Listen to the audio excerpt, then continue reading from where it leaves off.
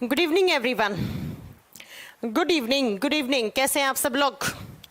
Good evening, welcome to Future Times coaching. Future Times coaching की इस application पर बहुत बहुत स्वागत है। ओके, सूर्यकांत जी आ चुके हैं, सोनू कुमार आ चुके हैं, राहुल, सुनील कुमार आ चुके हैं, अमित शर्मा आ चुके हैं, शाहिद अली, ज्योति प्रजापत, राहुल कुशवाहा, इधर है मनीष जी, इधर है पिंकी पांडे जी, राहुल, प्रियंका, पुष्पा, उसके बाद है अरविंद्र राजपूत कुछ करके हैं। इनको तो आप ब्लॉक ही कर दो तो ज़्यादा अच्छा है, मैं अपने हाथों से ही कर देती हूँ, ज़्यादा अच्छा रहेगा इनको आज से। अब अरविंद जी आपको कभी कोई इश्यू नहीं होगा, आप परमानेंट आप ब्लॉक हो चुके हैं, ठीक है? आप इस बैच को भी नहीं देख पाएंगे। चलो, हाँ जी, आरती जी गुड आफ्टरनून नहीं, गुड इवनिंग। चलो, आलोक कुमार जी गुड इवनिंग, मौसमी रेहान, अनीश मोहम्मद, आलोक कुमार, रागिनी यादव, पुष्पा कुमारी, बहुत सारे बच्चे लाइव आ चुके हैं। चलो फिर आज की क्लास स्टार्ट करें। आप जिनके नाम नहीं लिए हैं तो वो आप थोड़ा एडजस्ट कर लेना। जितेंद्र कुमार जी, ठीक है, आपका भी नाम ले लिया। सुनील भारती, चलो मैम मेरी एक रिक्वेस्ट है, बिहार एसआई के, ये क्या कहना चाह रहे हैं मैं समझ नहीं पाई, आगे आपने क्या लिख दिया है आपने। चलो फिर स्टार्ट करें फिर आज की क्लास। शिबू कुमार दास, आपका नाम ले लिया है ना, आप गुस्सा नहीं हो। चलिए फिर, कल की क्लास में हमने क्या पढ़ा था?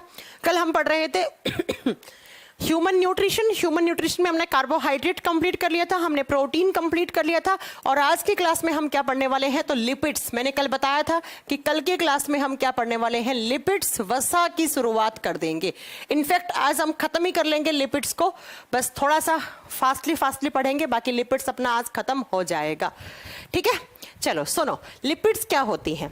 लिपिड्स को आम भाषा में आप फैट बोलते हो, इनका कॉमन नेम जो है उसे फैट कहा जाता है, वसा कहा जाता है। लेकिन थोड़ा सा मेडिकल पर्पस के लिए यूज में लेते हैं या हम साइंस में पढ़ते हैं तो उस समय हम इन्हें फैट की जगह लिपिड्स बोलना ज्यादा सही लगता है। बाकी सेम चीज है ना, बाकी सेम चीज है। लिपिड्स जिसे आम भाषा में हम फैट या वसा आप कहते हो। क्या होते हैं लिपिड्स? तो लिपिड्स दो चीजों से मिलकर बने हुए होते हैं। किस किस से लिपिड्स बने हुए होते हैं? Fatty acids plus glycerol. जब दो फैटी एसिड्स एक ग्लिसरॉल के मॉलिक्यूल के साथ जुड़ता है तब जाकर हमें एक लिपिड, बोले तो एक वसा का बूंद या वसा का मॉलिक्यूल बनता है। हिंदी में लिखोगे कि वसा का निर्माण वसीय अम्ल प्लस ग्लिसरॉल के मिलने से होता है, ग्लिसरॉल के मिलने से होता है। जब दो फैटी एसिड्स, अब फैटी एसिड्स बहुत सारे होते हैं, वो केमिस्ट्री में पढ़ाए जाते हैं, जैसे लिनोलेनिक एसिड, जैसे पाल्मिनिक एसिड, जैसे पाल्मिटिक एसिड, ये होते हैं बहुत सारे। तो आप बताएंगे, अरे आपका सोमू आपका नाम ले लिया है, गुस्सा क्यों हो रहे हो? सबका नाम लेना कभी पॉसिबल हो पाएगा? आप बताओ, है ठीक है? चलो, तो लिपिड्स ऐसा एक कोई भी मॉलिक्यूल जो फैटी एसिड और ग्लिसरॉल से मिलकर बना हुआ है उसे हम लिपिड या उसे हम वसा का नाम देते हैं। अब जब हम बात करते हैं लिपिड्स की, आप कहोगे मैम लिपिड्स कौन कौन से एलिमेंट से मिलकर बना हुआ है? तो लिपिड्स में भी कार्बन होता है, हाइड्रोजन होता है, ऑक्सीजन होता है, नाइट्रोजन होता है, और सल्फर फास्फोरस भी हो सकते हैं। सल्फर और फास्फोरस भी हो सकते हैं। इन सभी एलिमेंट से लिपिड मिलकर बना हुआ होता है। इन एलिमेंट्स तत्वों से मिलकर बना हुआ होता है। क्या? तो आप बोलोगे लिपिड। लिपिड्स को भी कहा जाता है ऑर्गेनिक कंपाउंड।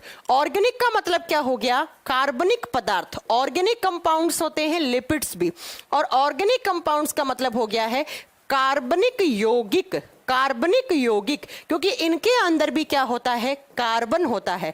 आप ऊपर देखिए, साफ साफ लिखा हुआ लिपिड्स के अंदर कार्बन होता है। तो लिपिड्स के अंदर भी कार्बन है, और ऐसा कोई भी कंपाउंड, ऐसा कोई भी यौगिक जिसके अंदर कार्बन होता है उसे हम क्या बोलते हैं? ऑर्गेनिक कंपाउंड बोलते हैं, उसे हम कार्बनिक यौगिक का नाम देते हैं। जब हम लिपिड्स की बात करते हैं तो ये भी एनर्जी मॉलिक्यूल होते हैं।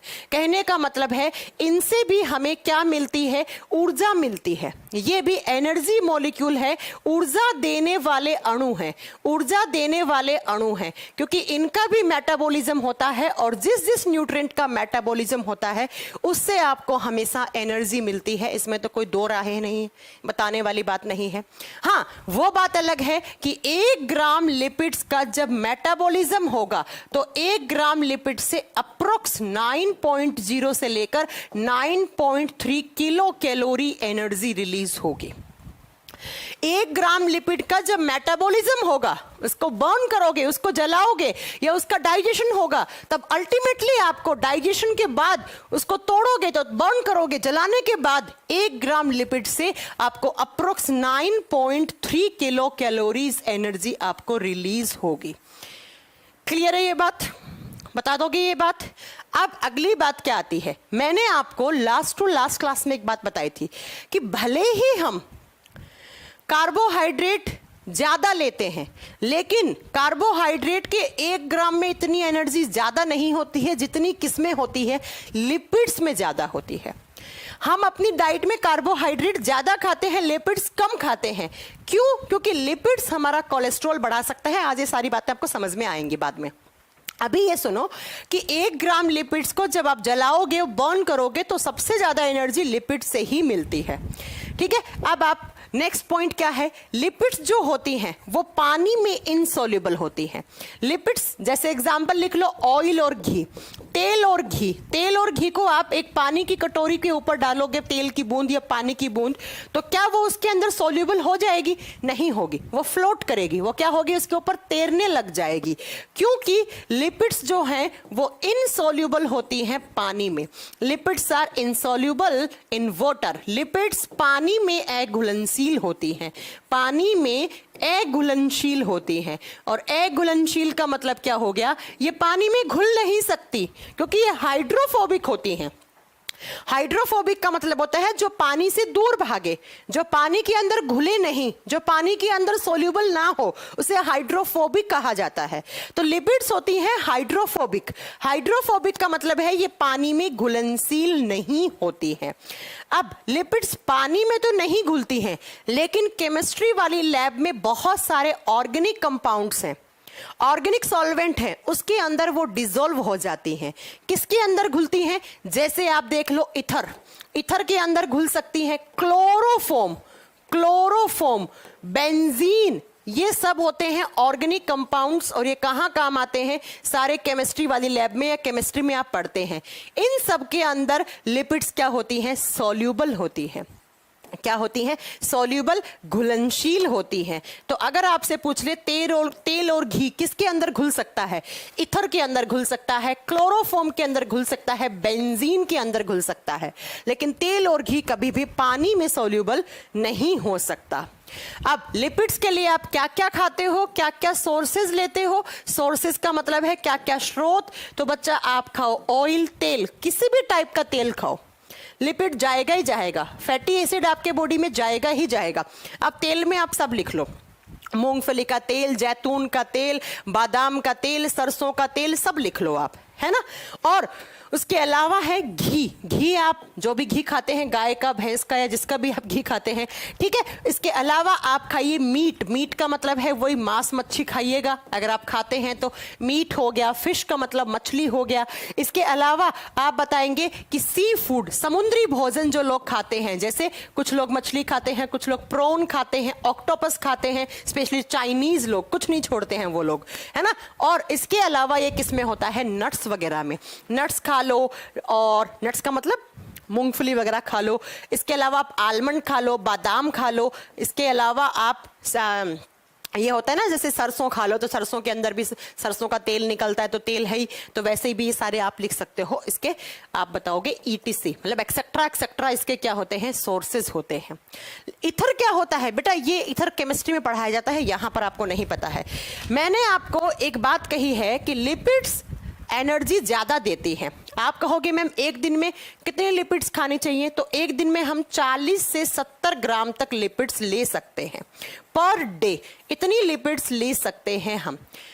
लेकिन याद रखिएगा कि लिपिड्स में एनर्जी बहुत ज्यादा है, ये बात मैं भी कह रही हूं, लेकिन लिपिड्स में से एनर्जी रिलीज करवाने के लिए आपको उतना ही वर्कआउट करना पड़ेगा, उतनी ही आपको फिजिकली एफर्ट ज्यादा लगाने पड़ेंगे। आप तेल और घी खाओ ज्यादा, लेकिन अगर आपने तेल और घी, रात को आपने घी के पराठे खाए और सो गए, आपने कोई जॉगिंग नहीं की, सुबह उठ के आपने वर्कआउट नहीं किया, आप जिम नहीं गए, आप जॉगिंग नहीं करते, दौड़ नहीं लगाई आपने, कुछ भी आप एक्सरसाइज करो, अदरवाइज वही जो फैट है, लिपिड है, जो घी वाला है, वो कोलेस्ट्रोल में कन्वर्ट हो जाएगा और आपका मोटापा बढ़ेगा, बीएमआई बढ़ेगा, आपका मोटापा बढ़ेगा और साथ में आपको बहुत सारी बीमारियां भी हो जाएंगी, जो आपको अभी थोड़ी देर के बाद समझ में आएगा।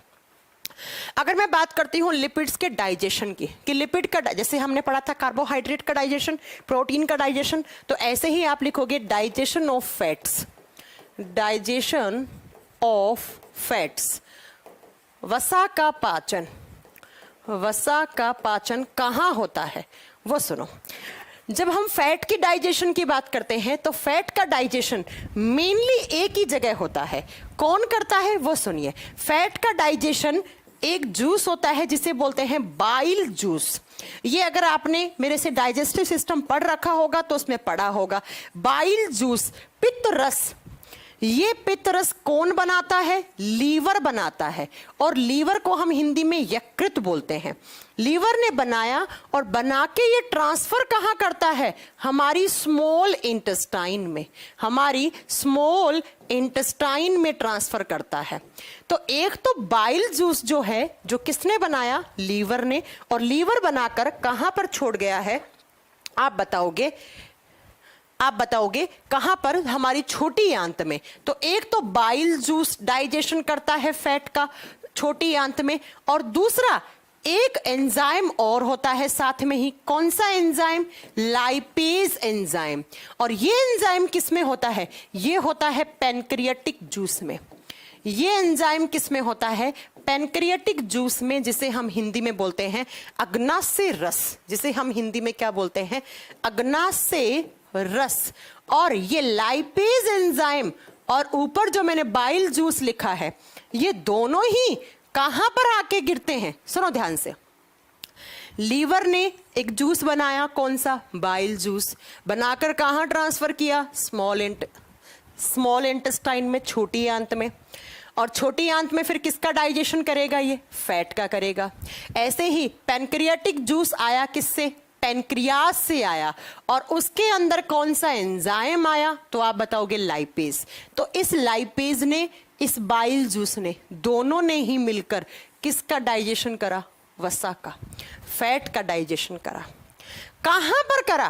तब आप बताओगे बेटा हमारी स्मॉल इंटेस्टाइन में। लीवर में नहीं होता है। कहीं आप सोचोगे लीवर में फैट का डाइजेशन होता है, नहीं। लीवर ने तो बाइल जूस बनाकर ट्रांसफर कर दिया स्मॉल इंटेस्टाइन में, छोटी आंत में, है ना। लीवर ने तो बनाकर ट्रांसफर कर दिया कहां पर? स्मॉल इंटेस्टाइन में, छोटी आंत में। तो कभी अगर एग्जाम में आ जाए ना फैट का डाइजेशन कहां होता है, तो कभी ऑप्शन में लीवर को सही मत कराना, गलत हो जाएगा बच्चा। क्यों हो जाएगा? क्योंकि लीवर तो बाइल जूस बनाकर स्मॉल इंटेस्टाइन में डाल रहा है, और वो बाइल जूस हेल्प करता है डाइजेशन में। ऐसे ही पैनक्रियाज ने पैनक्रियाटिक जूस बनाकर ट्रांसफर कर दिया किसके अंदर? स्मॉल इंटेस्टाइन में। और स्मॉल इंटेस्टाइन में किसका डाइजेशन होता है? फैट का डाइजेशन होता है। बात समझ में आ गई आपके मेरी? मैम बैकवर्ड फॉरवर्ड का ऑप्शन आ जाएगा, थोड़ा अभी हर किसी की एप्लीकेशन में प्रॉब्लम चल रही है। हमारी एप्लीकेशन में नहीं, आप किसी से भी ऑनलाइन एप्लीकेशन से पढ़ रहे होंगे, सब में बैकवर्ड फॉरवर्ड का ऑप्शन फिलहाल गायब है। आ जाएगा जल्दी, ठीक है, आ जाएगा। इस पर टेक्निकल टीम काम कर रही है। अब बात करते हैं बेटा कि लिपिड्स का फंक्शन क्या होता है, क्यों खाते हैं आप लिपिड्स। फंक्शन ऑफ लिपिड्स, वसा के कार्य। क्या काम करता है वसा? वसा के कार्य क्या काम करते हैं लिपिड्स? एक तो भैया वसा से एनर्जी मिलती है, तो पहला काम तो इनका क्या हो गया? They provide energy. ये ऊर्जा प्रदान करते हैं, ऊर्जा देते हैं हमारे बॉडी को। और ऊर्जा से क्या? उस ऊर्जा को काम में लेते हो आप, और आपका बॉडी क्या करता है? वॉक करता है, कार्य करता है। तो कहने का मतलब क्या हो गया? ये हमारे बॉडी की वर्किंग कैपेसिटी को इंक्रीज करते हैं, वर्किंग कैपेसिटी को इंक्रीज करता है, कार्य करने की क्षमता को बढ़ावा देता है। कौन बढ़ावा देता है? लिपिड्स। लिपिड्स, क्योंकि इसके अंदर एनर्जी होती है ना। नेक्स्ट आप बताओगे ये लिपिड्स क्या करता है। हमारे बॉडी में बहुत सारे स्मूथ ऑर्गन्स होते हैं। स्मूथ ऑर्गन्स का मतलब होता है बेटा जो सॉफ्ट होते हैं। सॉफ्ट है जिसे प्रोटेक्शन की जरूरत है, जिसे सुरक्षा की जरूरत है। मान लो ऐसे कोई एक ऑर्गन है, ये बेचारा बहुत सॉफ्ट है, तो लिपिड्स क्या करते हैं, इस ऑर्गन के चारों तरफ एक अपनी ऐसे लेयर बना लेंगे और इस लेयर से इस ऑर्गन को क्या मिल जाएगी, सुरक्षा मिल जाएगी, प्रोटेक्शन मिल जाएगी। तो ये क्या करते हैं, हमारे स्मूथ ऑर्गन्स को प्रोटेक्शन प्रोवाइड करते हैं। प्रोटेक्शन का मतलब है उन्हें सुरक्षा देते हैं। तो जैसे ही कोई एक सॉफ्ट सा ऑर्गन है, उस ऑर्गन के चारों तरफ लिपिड्स अपनी मेम्ब्रेन बना देते हैं और उस मेम्ब्रेन से क्या मिलती है, आप बताओगे, उस ऑर्गन को प्रोटेक्शन, सुरक्षा मिलती है। अगला, लिपिड्स क्या करते हैं, हमारी स्किन को या हमारे बॉडी को वाटरप्रूफ बनाता है। लिपिड्स क्या करते हैं, हमारे स्किन को या बॉडी को वाटरप्रूफ बनाता है। वाटरप्रूफ का मतलब समझते हैं, ये वाला फोन वाटरप्रूफ है, मतलब इसके अंदर पानी घुस नहीं सकता है ना, ये पानी को एब्जॉर्ब नहीं कर सकता। ऐसे ही हमारे बॉडी को वाटरप्रूफ बनाने का काम किसका होता है, लिपिड्स का होता है। बेटा आप एक बाल्टी पानी से नहाते हैं और जितना पानी आपने शरीर पे डाला उतना ही पानी आपके शरीर से होता हुआ नीचे की तरफ चला जाता है, बह जाता है। कभी ऐसा हुआ है कि एक बाल्टी पानी अपने अंदर डाला, शरीर पे डाला, तो वो उस पानी का एब्जॉर्प्शन कर लिया आपकी स्किन ने? कभी ऐसा नहीं हुआ है ना। क्यों? क्योंकि आपकी स्किन जो है वो वाटर प्रूफ है। वो क्या नहीं कर सकती, वो पानी का अवशोषण नहीं कर सकती, क्योंकि हमारी ये जो स्किन की जो आउटर वाली लेयर है ना, इसके अंदर क्या होता है, ज्यादा लिपिड्स होता है। और लिपिड्स मैंने कह दिया पानी में एक घुलनशील होते हैं, इसीलिए ये हमारे स्किन को वाटरप्रूफ बनाने का काम करते हैं। अगर लिपिड्स हमारे बॉडी में नहीं होते तो आप जितनी बाल्टी पानी से नहाते वो सारा आपका बॉडी एब्जॉर्ब कर लेता, उसका अवशोषण कर लेता। अगला नेक्स्ट क्या है, लिपिड्स हमारे बॉडी में कोलेस्ट्रॉल का, देखने सारे काम, एनर्जी देता है, स्मूथ ऑर्गन्स को प्रोटेक्शन प्रोवाइड करता है।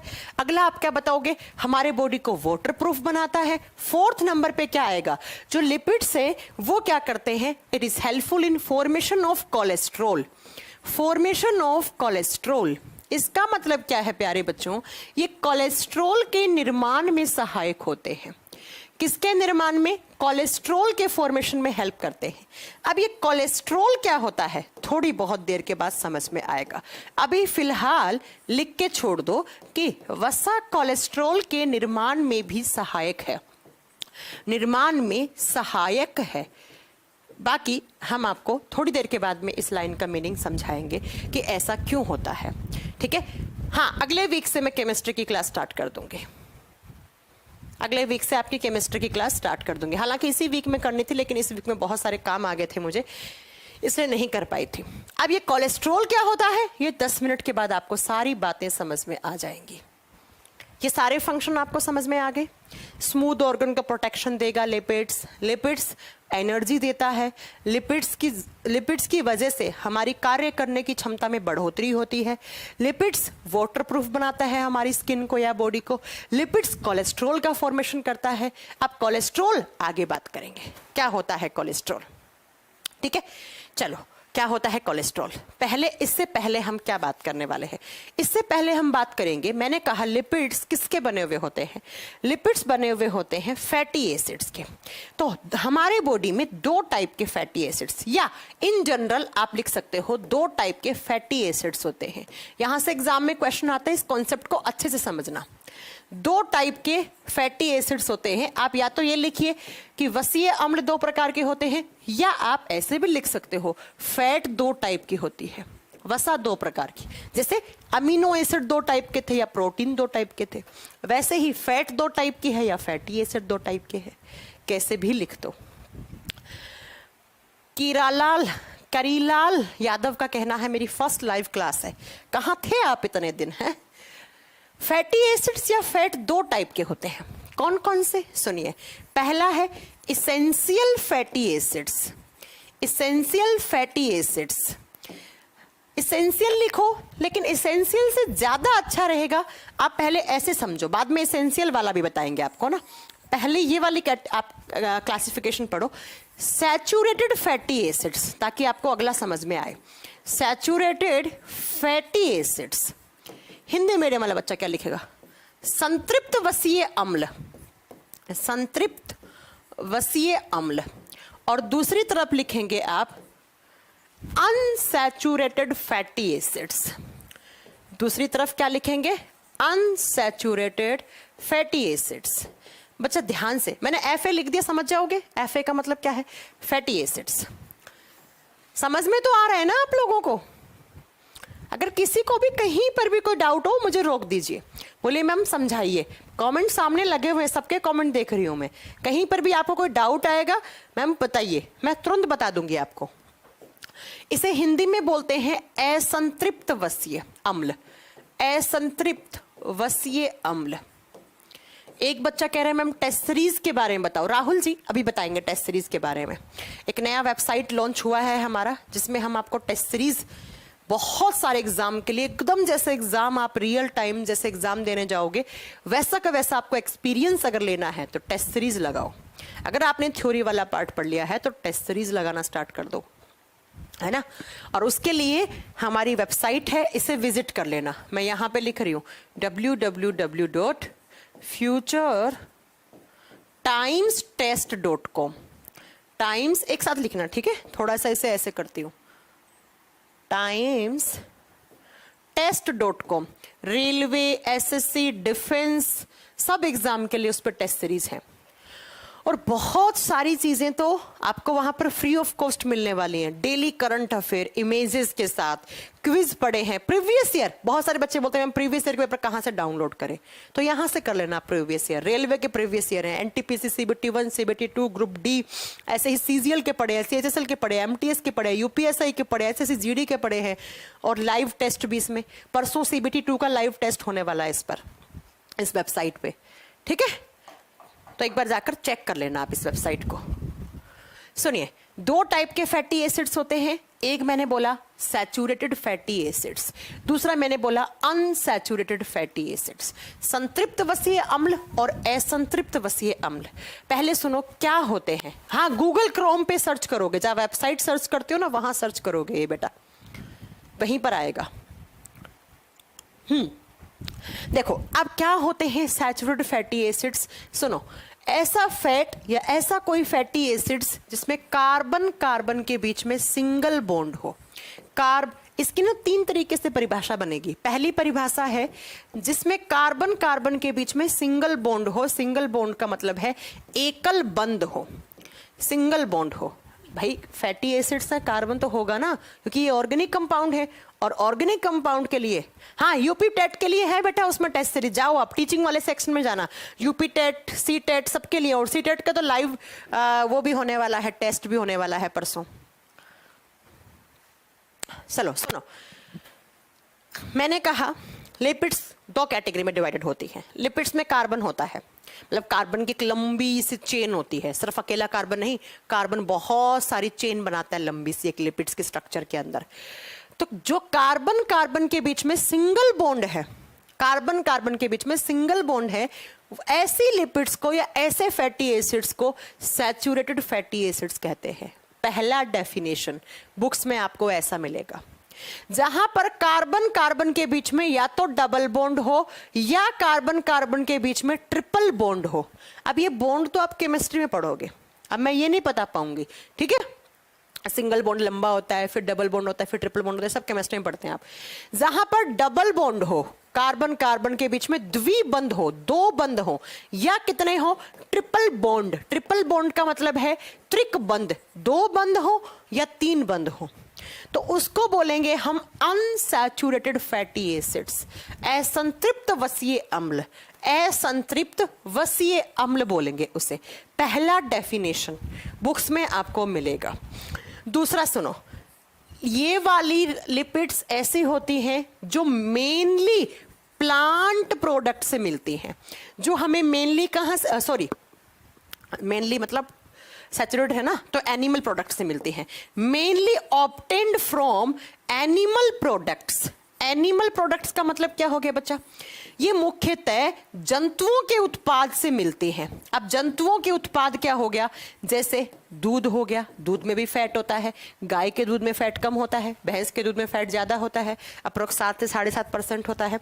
ठीक है, तो जैसे दूध से बनने वाली चीज होगी, चीज हो गया, बटर हो गया, मक्खन हो गया, घी हो गया, तो इन सब से मतलब एनिमल प्रोडक्ट से ये मेनली का मतलब अधिकांशतः, ज्यादातर ये एनिमल प्रोडक्ट से मिलते हैं। वो कौन सी होती हैं? सैचुरेट मतलब संतृप्त वसा। और जो मेनली प्लांट प्रोडक्ट से मिलती हैं, mainly obtained from plant products, मतलब प्लांट के उत्पादों से मिलती हैं। जैसे आप देखो तेल, सारे प्रकार के तेल, कौन कौन सा? सरसों का तेल, जैतून का तेल, तिल का तेल, और कौन कौन से आते हैं? मूंगफली का तेल, बादाम का तेल। इनमें जो फैट होगी वो कौन सी होगी? असंतृप्त। तो ये कौन सी हो गई? ये दूसरा हो गया डिफरेंस। अब तीसरा डिफरेंस क्या है? और जो सबसे ज्यादा वैलिड परिभाषा बनेगी वो ये बनेगी। अगर सबसे ज्यादा वैलिड डेफिनेशन बनेगी इन दोनों की, तो वो जो मैं अगला पॉइंट लिखने वाली हूं यही बनेगा। ऐसा कहा जाता है कि जब सैचुरेट किसी फैट को, ऐसा कोई फैटी एसिड्स है जिसको आप गर्म करेंगे, ऑन हीटिंग उसका टेम्परेचर ज्यादा देंगे उसे, तो वो कौन सी स्टेट में आ जाएगा? अपनी लिक्विड स्टेट में आ जाएगा, वो तरल अवस्था में आ जाएगा। और जब आप उसको ठंडी जगह रखेंगे, मतलब आपने उसको फ्रीज किया, फ्रीज कर दिया, मतलब ठंडी जगह रख दिया, टेम्परेचर कम किया, तो वो सॉलिड स्टेट में आ जाएगा, वो जम जाएगा, मतलब ठोस अवस्था में आ जाएगा। इस प्रकार के फैटी एसिड को हम सैचुरेटेड फैटी एसिड या संतृप्त वसीय अम्ल कहते हैं। बताओ, किसी को कोई डाउट? ऐसा कोई फैटी एसिड, ध्यान से सुनो, ऐसा कोई फैटी एसिड जिसको आपने टेम्परेचर ज्यादा किया, धूप में रख दिया, तो वो लिक्विड स्टेट में आ जाएगा, और जिसको टेम्परेचर कम किया, आपने फ्रिज में रख दिया, तब आप क्या बताओगे? वो सॉलिड स्टेट में आ गया, वो जम गया, तो उसे कहेंगे संतृप्त वसीय अम्ल या संतृप्त वसा कहेंगे हम। ठीक है,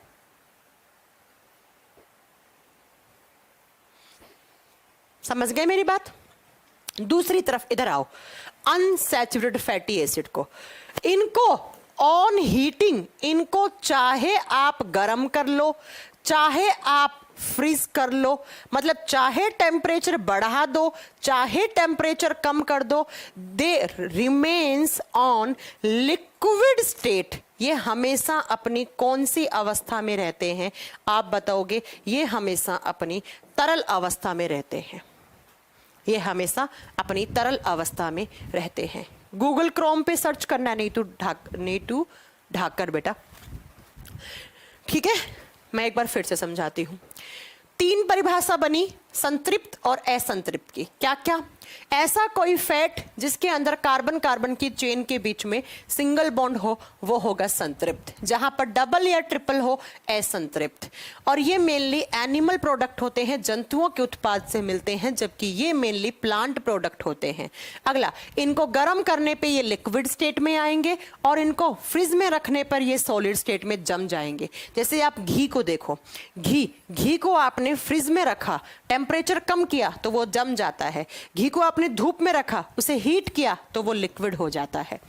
इधर आइए कि इनको, ये मेनली प्लांट प्रोडक्ट हैं, डबल और ट्रिपल बॉन्ड वाले होते हैं, और इनको आप चाहे गर्म करो चाहे ठंडा करो, ये हमेशा लिक्विड स्टेट में रहते हैं। जैसे आप सरसों का तेल ले लो, सरसों के तेल को आप चाहे धूप में रखो चाहे फ्रिज में रखो, वो हमेशा किस अवस्था में रहता है?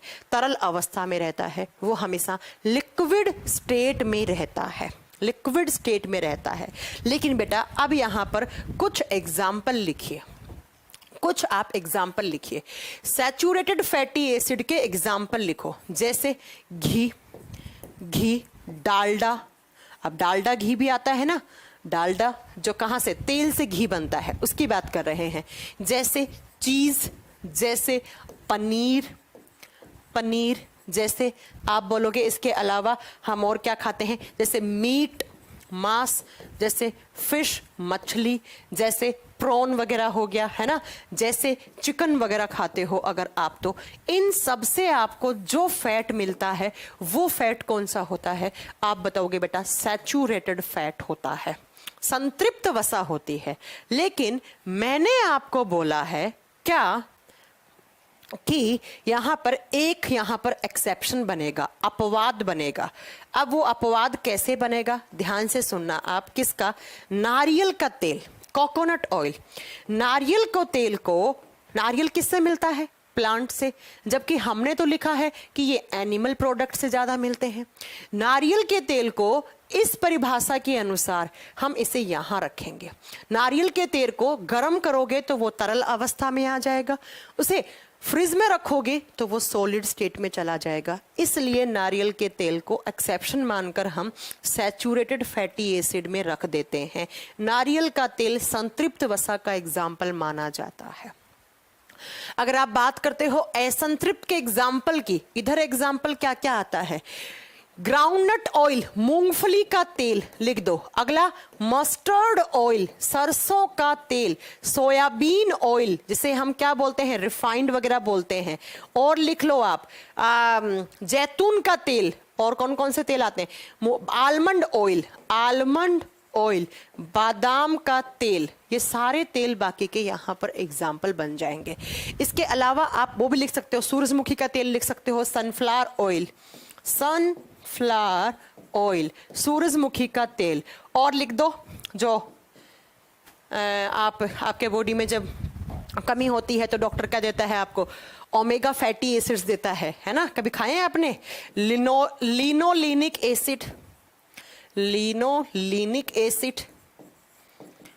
पाल्मिटिक एसिड, ये सब लिख दो। ये ओमेगा फैटी एसिड्स होते हैं, यहीं आते हैं। ठीक है बेटा, बस थोड़ा सा ये इसका एग्जाम्पल का ध्यान रखना है ना, ये थोड़ा सा एग्जाम्पल ध्यान रखना है ना, समझ गए? और एक चीज बता देती हूं, आपने कभी मछली का तेल देखा है? मछली के लीवर का ऑयल, वो यहां आएगा। फिश ऑयल को चाहे आप फ्रिज में रखो, चाहे आप धूप में रखो, वो हमेशा किस में रहता है? लिक्विड स्टेट में रहता है। तो अगर आप मछली का लीवर वगैरह खा रहे हो तब तो वो आप सैचुरेटेड फैटी एसिड खा रहे हो, लेकिन मछली के लीवर का तेल खा रहे हो तब वो आप क्या खा रहे हो? अनसैचुरेटेड फैटी एसिड खा रहे हो। क्योंकि मछली का तेल किससे मिला? एक एनिमल प्रोडक्ट है। एनिमल प्रोडक्ट तो ये होती है, लेकिन इस परिभाषा के अनुसार कौन सी? कि मछली के तेल को चाहे आप गर्म करो चाहे ठंडा करो, वो हमेशा कौन सी स्टेट में रहता है? वो हमेशा लिक्विड स्टेट में रहता है, तरल अवस्था में रहता है। तो अगर बेटा आपने मछली का लीवर लिखा तब तो यहां आएगा, मछली का तेल लिखा तब यहां आएगा, है ना? तो क्वेश्चन को ढंग से पढ़ना, थोड़ा सा क्वेश्चन को अच्छे से पढ़ना, ताकि आपको कोई प्रॉब्लम ना हो क्वेश्चन को समझने में। समझ में आ गई मेरी बात? इतनी बात समझ में आ गई? तो ये दो टाइप के फैटी एसिड्स होते हैं या दो टाइप की फैट्स होती हैं। एक होती हैं, बता दोगे एग्जाम्पल कि घी कौन सा होता है और नारियल का तेल किस में आता है? अगर फिश का लीवर ऑयल पूछे तो किस में आता है? सनफ्लावर ऑयल, सूरजमुखी का तेल, जैतून, ऑलिव ऑयल, इंग्लिश में बोलते हैं ऑलिव ऑयल, हिंदी में बोलते हैं जैतून का, जो भी तेल आता है, तिल का तेल आता है, मूंगफली का तेल आता है, मछली का तेल, सोयाबीन, सरसों का तेल, सूरजमुखी का तेल, रिफाइंड वाला, ये सब इसमें एग्जाम्पल में आते हैं, है ना? बीपीएससी की टेस्ट सीरीज बन रही हैं, हाल फिलहाल में तो बीपीएससी की नहीं है बेटा, बीपीएससी की नहीं होंगी, बाकी एक बार आप वेबसाइट चेक कर लेना। डिफेंस की है, और डिफेंस में सारे एग्जाम की है, एनडीएस, सीडीएस, एफकट वगैरह की हैं, सीजीएल में सब हैं, रेलवे में है, नीट वाले बच्चों के लिए भी टेस्ट सीरीज है खूब। समझ गए आप? चलो, ये हो गए दो टाइप के फैटी एसिड्स। अब एक बच्चा पूछ रहा है मैम कौन सा खाएं, कौन सा अच्छा होता है, कौन सा खराब होता है? बताएंगे अभी थोड़ी देर में, आपको समझ में आएगा कि कौन सा खाएं कौन सा नहीं खाएं। अब बच्चा बात क्या आती है? अब बात आती है कि मैंने आपको एक चीज बढ़ाई कि कोलेस्ट्रोल क्या होता है। कोलेस्ट्रोल क्या होता है, ये बात बहुत दिनों से आपके दिमाग में पड़ी होगी कि व्हाट इज कोलेस्ट्रॉल, क्योंकि मैंने कहा था आगे चलकर मैं आपको पढ़ाऊंगी कि कोलेस्ट्रॉल क्या होता है। बेटा, आप जो फैट खाते हो ना, उसी फैट से, उसी वसा से एक डेराइव्ड फैट, डेराइव्ड का मतलब होता है व्युत्पन्न वसा, डेराइव्ड फैट हिंदी में बोलेंगे व्युत्पन्न वसा। वसा से ही एक वसा के जैसा कंपाउंड बनता है जिसे हमारे बॉडी में कोलेस्ट्रॉल का नाम देते हैं। डेराइव्ड का मतलब है इसी से बना हुआ, वसा से ही बना हुआ एक थोड़ा सा थिक कंपाउंड। थिक का मतलब है ऐसे गाढ़ा सा, मोटा नहीं लिखोगे आप, गाढ़ा सा, जैसे वैक्स होती है ना, वैक्स का जैसा सब्सटेंस बनता है हमारे बॉडी में जिसे हम बोलते हैं कोलेस्ट्रॉल। What is cholesterol? तो आप बताओगे कोलेस्ट्रॉल क्या है? हमारे शरीर में फैट से ही डेराइव्ड हुई फैट जो थोड़ी सी गाढ़ी सी है और वैक्स जैसा है दिखने में, चिपचिपा सा एक कंपाउंड है, उसको हम कोलेस्ट्रॉल कहते हैं, जो दिखने में लाइट येलो कलर का होता है, लाइट येलोइश वाइट कलर का, लाइट येलोइश वाइट कलर का, हल्का पीला सफेद रंग का होता है। लेकिन जब हम फैट लाइक सब्सटेंस होता है, आप लिख सकते हो जैसा फैट होता है फैट के जैसे ही, लेकिन थोड़ा सा गाढ़ा फैट बोल देते हैं इसे, फैट लाइक सब्सटेंस, फैट के जैसा ही बना हुआ पदार्थ, मतलब वसा के जैसा पदार्थ। जैसी वसा होती है वैसा ही हमारे बॉडी के अंदर एक गाढ़ा वैक्स जैसा चिपचिपा फैट से ही बना हुआ दूसरा फैट है जिसे डेराइव्ड फैट या हम कोलेस्ट्रॉल कहते हैं। तो पहला तो एग्जाम में क्वेश्चन आता है व्हाट इज कोलेस्ट्रॉल, तो आप बताओगे it is a derived fat. या पूछता है कोलेस्ट्रॉल का निर्माण किससे हुआ, तो फैट से हुआ। पहला तो आपको पॉइंट ये आपके माथे में क्लियर कर लेना है। दूसरा, सिर्फ आपके बॉडी में जो कोलेस्ट्रॉल है वो फैट से ही नहीं बनता है। फैट से मतलब फैट कहां से लिया आपने? डाइट में लिया। तो डाइट से तो सिर्फ आपके बॉडी में 25% कोलेस्ट्रॉल बनता है। तो मैम बाकी का 75% कोलेस्ट्रॉल कहां से आया? बाकी का 75% जो कोलेस्ट्रॉल है वो हमारे बॉडी में सेल्स बनाती हैं। कौन बनाती हैं? सेल्स बनाती हैं, कोशिकाएं बनाती हैं। मैंने कहा कि आप अपनी डाइट में जो फैट या लिपिड लोगे उससे मात्र और मात्र आपके बॉडी में 25% कोलेस्ट्रॉल बनेगा, लेकिन बाकी का जो 75% कोलेस्ट्रॉल है वो हमारे बॉडी की ईच एंड एवरी सेल बनाती है। प्रत्येक कोशिका कोलेस्ट्रॉल बनाती है। अब आप सोच रहे होंगे मैम हमने सुना है कि कोलेस्ट्रॉल बढ़ने से हार्ट अटैक आ जाता है और आप कह रही हैं हमारा बॉडी कोलेस्ट्रॉल बनाता है, तो बड़ी अजीब सी अटपटी सी बातें बोल रही हैं आप। बिल्कुल सही बात है ये। पहले सुनो, कोलेस्ट्रॉल क्या होता है? तो फैट के जैसा ही दिखने वाला एक गाढ़ा सब्सटेंस जो फैट से ही बन सकता है, इसलिए इसे डेराइव्ड लिपिड या व्युत्पन्न वसा बोलते हैं। और बेटा ये लाइट येलोइश वाइट कलर का होता है और हमारे बॉडी में ये कोलेस्ट्रॉल दो तरीके से आएगा। अप्रोक्स 25% कोलेस्ट्रॉल आपकी डाइट से आएगा। डाइट का मतलब है आपने डाइट में जो फैट लिया है, आपने तेल, घी, चीज, पनीर, बटर, मक्खन, ये सारी चीजें खाई हैं, उससे आएगा। बाकी का 75% कहां से आएगा? हमारी सेल से आएगा। अब बात यह है कि मैम अगर हमारे बॉडी में कोलेस्ट्रॉल हमारी बॉडी खुद बना रहा है तो भैया ऐसे ही तो बनाएगा नहीं शरीर, कुछ ना कुछ तो उसे काम में लेगा, इसीलिए ही तो वो बना रहा है।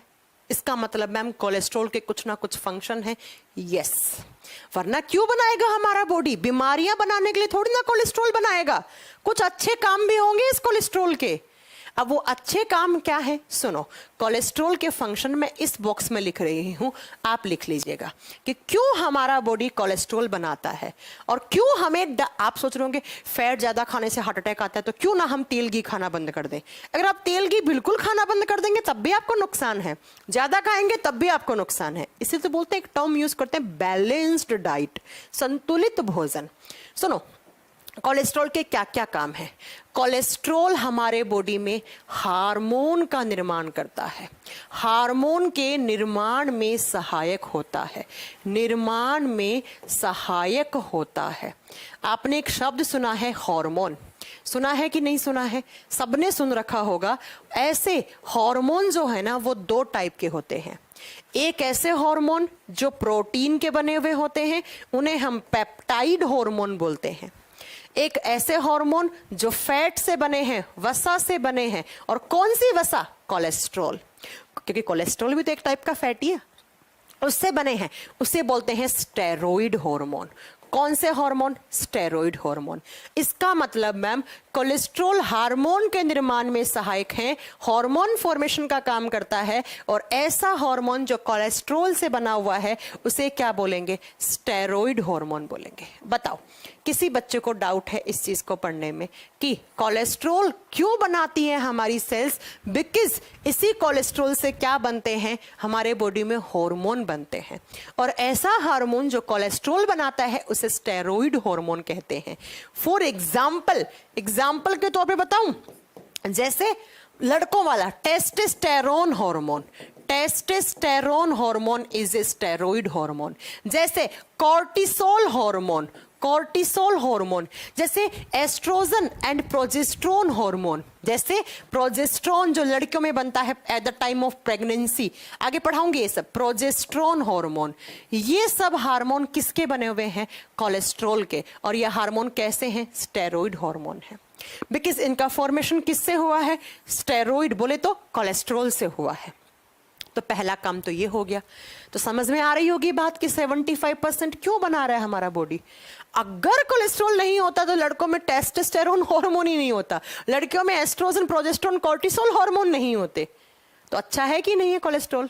इसलिए तो बनाता है। दूसरा सुनो, दूसरा आप बताओगे बेटा फंक्शन क्या है? इस बॉक्स में लिख रही हो। आप बहुत बार सुनते हैं, ये आपको आगे पढ़ाऊंगी कि हमारे बॉडी में एक विटामिन बनता है। और कौन सा विटामिन बनता है? विटामिन डी बनता है हमारे बॉडी में। बताओ कितने बच्चे जानते हैं ये बात? फटाक से यस और नो लिखो।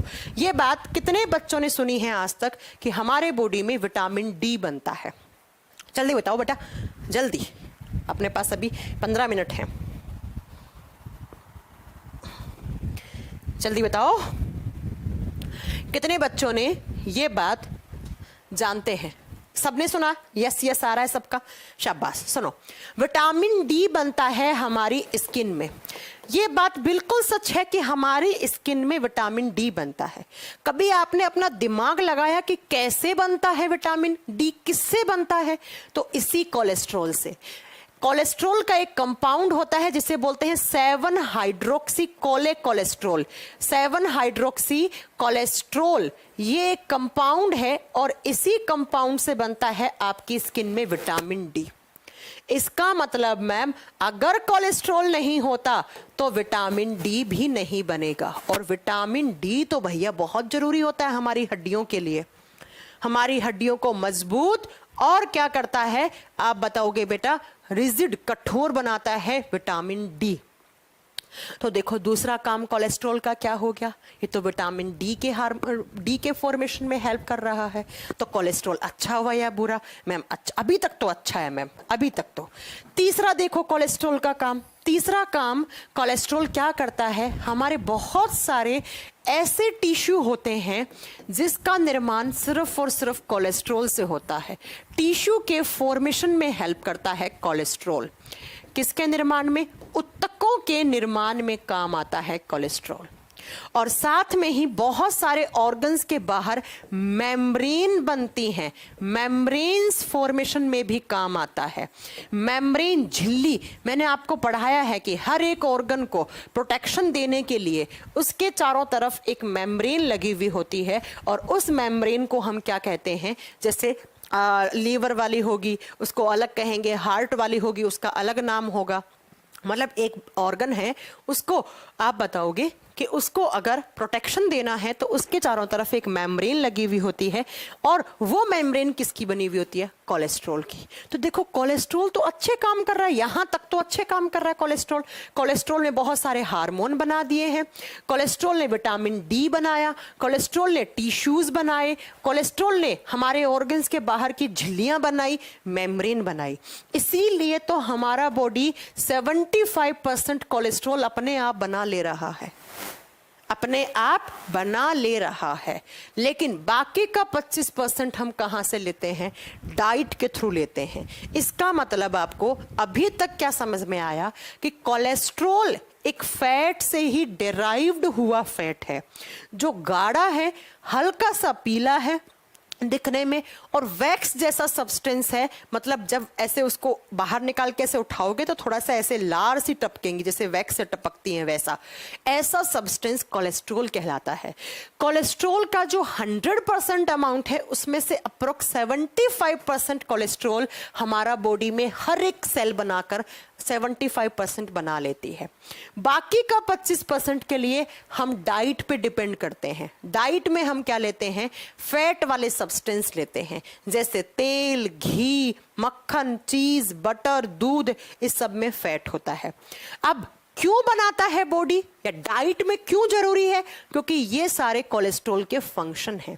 तो अगर नहीं बनाया आपके शरीर में तो ये हार्मोन नहीं बनेंगे, और ये हार्मोन नहीं बने तो इसका दुष्परिणाम बहुत गंदा हो सकता है। ना ही विटामिन डी बनेगा, ना ही टिश्यूज के फॉर्मेशन में प्रॉब्लम आने लग जाएगी, मेम्ब्रेन्स भी नहीं बनेंगी। इसलिए कोलेस्ट्रॉल बनाना बड़ा ही जरूरी है। इसलिए कोलेस्ट्रॉल बनाना बड़ा जरूरी है। लेकिन ये जो कोलेस्ट्रॉल है, अब आप पूछोगे मैम कौन सा, मतलब कोलेस्ट्रॉल फिर अच्छा ही अच्छा है तो बुरा कैसे होगा? बेटा, हमारे बॉडी में कोलेस्ट्रॉल 2 टाइप का होता है। There are 2 types of cholesterol. Cholesterol 2 type का होता है। कोलेस्ट्रॉल 2 प्रकार का होता है। एक होता है HDL, एक होता है LDL। HDL, LDL ये पढ़ेंगे कल की क्लास में, बिकॉज अभी मेरी एक प्रैक्टिस बूस्टर बैच में क्लास है 9 बजे, इसलिए ठीक है, ये हम आपको कल पढ़ाएंगे। 9 से 10 भी क्लास है, उसके बाद SSGD का यूट्यूब पे लगा हुआ है। बड़ी मेहनत होती है यार, ठीक है। तो आज की क्लास में हमने फैट के बारे में पढ़ा। फैटी एसिड्स को 2 कैटेगरी में डिवाइड कर दिया, सैचुरेटेड, अनसैचुरेटेड। उसके बाद कोलेस्ट्रॉल के बारे में थोड़ी सी जानकारी मिली। कल हम पढ़ेंगे LDL और HDL के बारे में, और कल समझ में आएगा कि कोलेस्ट्रॉल ज्यादा होने से क्या होता है, ठीक है। फैट वाला टिश्यू एडिपोज टिश्यू कहलाता है। राहुल कुशवाहा, राहुल आप बहुत ब्रिलियंट स्टूडेंट हैं, पता आप हमेशा अच्छे क्वेश्चन पूछते हैं, बहुत अच्छे स्टूडेंट हैं आप सच में। मैम विटामिन डी सनलाइट से भी बनता है। अरे भाई साहब, जिस किताब में लिखा हो उस किताब को पढ़ना बंद कर दो। सनलाइट एज ए कैटलिस्ट काम करता है। सनलाइट की प्रेजेंस में हमारी स्किन में बहुत जल्दी जल्दी विटामिन डी बनता है। सनलाइट से विटामिन डी नहीं बनता है, सनलाइट की उपस्थिति में विटामिन डी बनता है। दोनों लाइन में बहुत बड़ा डिफरेंस है, ठीक है। सनलाइट से नहीं बनता, सनलाइट की प्रेजेंस में हमारी स्किन में विटामिन डी बहुत जल्दी जल्दी बनने लग जाता है, ठीक है। किसने पूछा है? सोनल केशरी। सोनल, आज के बाद कभी भी ये नहीं बोलोगे कि विटामिन डी सनलाइट से मिलता है, नहीं। विटामिन डी के प्रोडक्शन के लिए सनलाइट एज ए कैटलिस्ट काम करता है, बहुत फास्ट बना देगा। दोनों चीजें अलग अलग हैं लाइनें। हाँ, सब कुछ है PDF में। और बताओ, किसी का कोई डाउट? किसी दिन डाउट क्लास रखी जाए ना, क्योंकि मेरा ना प्रॉपर इंटरेक्शन नहीं हो पाता है आप लोगों से। जैसे 2-4 बच्चों तो मुझे जानती हूँ मैं, इनके अच्छे, जैसे रागिनी है, अच्छे डाउट पूछ लेती है, राहुल जी भी अच्छे डाउट पूछ लेते हैं, है ना। लेकिन ये सोनल वोलन का तो नाम ही मैंने आज देखा है। बेटा, ये आप जिस टेस्ट की बात कर रहे हैं HSCRP, इसके बारे में बताऊंगी मैं आपको, ठीक है। जब विटामिन करवाऊंगी उसके बाद बताऊंगी आपको, डोंट वरी। तो किसी दिन ना एक बार डाउट क्लास रखते हैं बहुत जल्दी। देखती हूँ किसी दिन फ्री होके, वीकेंड पे रखते हैं। अभी इस वीकेंड पे तो हम ये खत्म करेंगे ना चैप्टर। चलो फिर। हाँ, एक बच्चा पूछ रहा है मैम कल क्लास है। देखो बेटा, कल मुझे एक काम है, अगर कल क्लास हुई तो शेड्यूल में लग जाएगी, अदरवाइज परसों मैं आपकी लंबी क्लास लूंगी। जैसा मैंने आपको प्रॉमिस किया था कि इस संडे में एक लंबी, सैटरडे संडे में लंबी क्लास लूंगी। अगर कल नहीं हुई तो परसों मैं एक लंबी क्लास लूंगी, और अगर कल हुई तो भाई साहब फिर परसों थोड़ी छोटी क्लास रखेंगे, लेकिन रखेंगे, ठीक है। बाकी आप शेड्यूल में एक बार देख लीजिएगा, है ना। और टेस्ट सीरीज किसी को ज्वाइन करनी है तो अभी जाकर आप लोग इस वेबसाइट को विजिट कर लीजिएगा, www.futuretimestest.com। और प्लीज इस वेबसाइट के बारे में शेयर भी कर देना। मैंने इंस्टाग्राम पे पोस्ट लगाया है, आप लोग मुझे इंस्टाग्राम पे फॉलो करते हो? मेरा ये इंस्टाग्राम आईडी है, वहां से आपको लिंक भी दे दिया जाएगा, नहीं तो अपने इंक्वायरी नंबर से ले लो। ये मेरा इंस्टाग्राम आईडी है, आप यहाँ फॉलो कर सकते हैं, मैंने वहां पर लिंक भेजा है। मैम आप बहुत अच्छा पढ़ाती हैं। अच्छा, टीजीटी का पढ़ना चाहते हैं आप मेरे से? टीजीटी के लिए राहुल एसएस तो कोई बैच नहीं है, लेकिन आप इसी से अपने बहुत सारे कॉन्सेप्ट क्लियर कर सकते हैं टीजीटी के लिए। मैम विटामिन अच्छे से पढ़ा दीजिएगा, इतना अच्छे से पढ़ा देंगे आपको जीवन में कभी विटामिन वाले चैप्टर से कोई डाउट आएगा ही नहीं, ठीक है? प्रॉमिस प्रिया।